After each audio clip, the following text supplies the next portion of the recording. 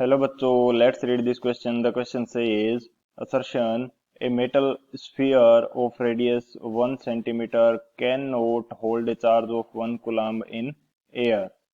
Reason, the dielectric strength of air, minimum field required for the ionization of a medium is 3 megavolt per meter.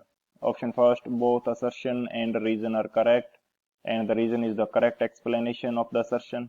Option second, both assertion and reason are correct, but reason is not the correct explanation of the assertion. Option third, assertion is correct but reason is incorrect. Option fourth, assertion is incorrect but reason is correct.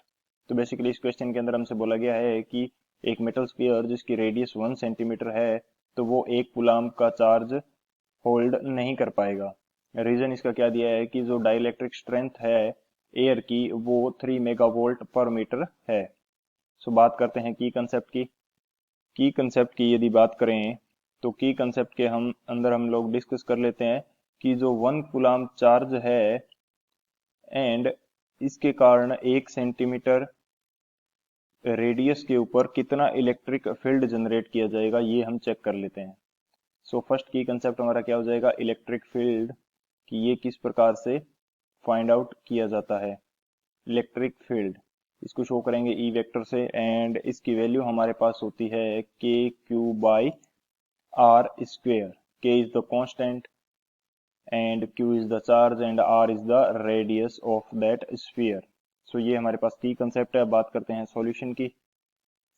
Solution की यदि बात की जाए तो हमें जो 1 coulomb का charge है एंड 1 सेंटीमीटर रेडियस का जो स्फीयर है इसके कारण इसकी रेडियस के ऊपर या इसकी पेरीफेरी के ऊपर कितना इलेक्ट्रिक फील्ड जनरेट किया जाएगा वो फाइंड आउट करना है। तो ई हमारे पास क्या होगा, के क्यू बाई आर स्क्वायर। के की वैल्यू हमारे पास रहती है 9 into 10 to power 9 newton into metre square पर कूलाम स्क्वायर। सो ये हमारे पास वैल्यू रहती है के की। क्यू की वैल्यू हमारे पास क्या है 1 कूलाम बाई जो आर स्क्वायर है ये हमारे पास कितना रहता है, आर स्क्वायर ये है हमें दे रखी है रेडियस 1 सेंटीमीटर, तो इसको मीटर में चेंज करेंगे तो ये वैल्यू आ जाएगी हमारे पास 10 टू पावर -2 मीटर एंड इसकी स्क्वायर। तो यहाँ से जो ई की वैल्यू आएगी ये हमारे पास आ जाएगी 9 इंटू 10 टू पावर 13 वोल्ट पर metre. 9 into 10 to power 13 volt पर मीटर ये वैल्यू हमारे पास इलेक्ट्रिक फील्ड की आ जाएगी। एंड हमें रीजन के अंदर क्या दे रखा है कि जो डाई इलेक्ट्रिक स्ट्रेंथ है एयर की वो हमारे पास कितनी है 3 मेगावोल्ट। डाई इलेक्ट्रिक स्ट्रेंथ की यदि बात करें, डाई इलेक्ट्रिक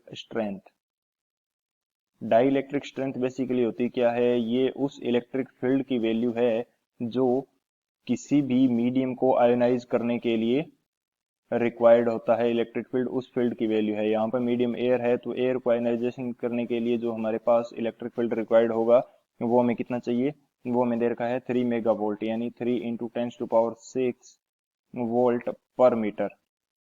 लेकिन हमारे पास 1 कूलाम के कारण कितना जो फील्ड जनरेट हो रहा है वो हो रहा है 9 इंटू 10 टू पावर 13 वोल्ट पर मीटर। सो हमारी जो वैल्यू है ई की 9 इंटू 10 टू पावर 13 वोल्ट पर मीटर ये काफी ज्यादा है 3 इंटू 10 टू पावर 6 वोल्ट पर मीटर से। यानी कि जो 1 सेंटीमीटर रेडियस का स्फीयर है उसके ऊपर यदि 1 कूलाम चार्ज है तो वो इतना इलेक्ट्रिक फील्ड जनरेट करेगा। यदि ये इलेक्ट्रिक फील्ड ज्यादा है तो जो एयर है वो आयोनाइज्ड हो जाएगी, एयर गेट्स आयोनाइज्ड। एयर यदि आयोनाइज्ड होगी यानी कि हमारे पास लीकेज ऑफ चार्ज स्टार्ट हो जाएगा, लीकेज ऑफ चार्ज स्टार्ट हो जाएगा एंड जो चार्ज है स्फीयर के पास वो 1 कूलाम ना रहकर इससे कम चार्ज होगा। सो हमारा असर्शन तो करेक्ट हो जाएगा कि ये जो स्फीयर है 1 कूलाम चार्ज को होल्ड नहीं कर सकता। एंड इसके पीछे का रीजन क्या है, रीजन भी हमारा करेक्ट है क्योंकि जो एयर की हमारी जो डाइलेक्ट्रिक स्ट्रेंथ है वो 3 मेगावोल्ट पर मीटर होती है। सो असर्शन भी करेक्ट है, रीजन भी करेक्ट है एंड जो रीजन है वो इसका करेक्ट एक्सप्लेनेशन भी है क्योंकि इसी रीजन के कारण ये जो 1 सेंटीमीटर का जो स्फीयर है वो इस 1 कूलम चार्ज को होल्ड नहीं कर पाएगा। सो बात करते हैं ऑप्शन की, कौन सा ऑप्शन करेक्ट होगा। तो हमारे पास जो ऑप्शन फर्स्ट है, both assertion and reason are correct and reason is the correct explanation of assertion, ये हमारा करेक्ट हो जाएगा। So option A is the final answer. I hope you understood it well. Best of luck. Thank you.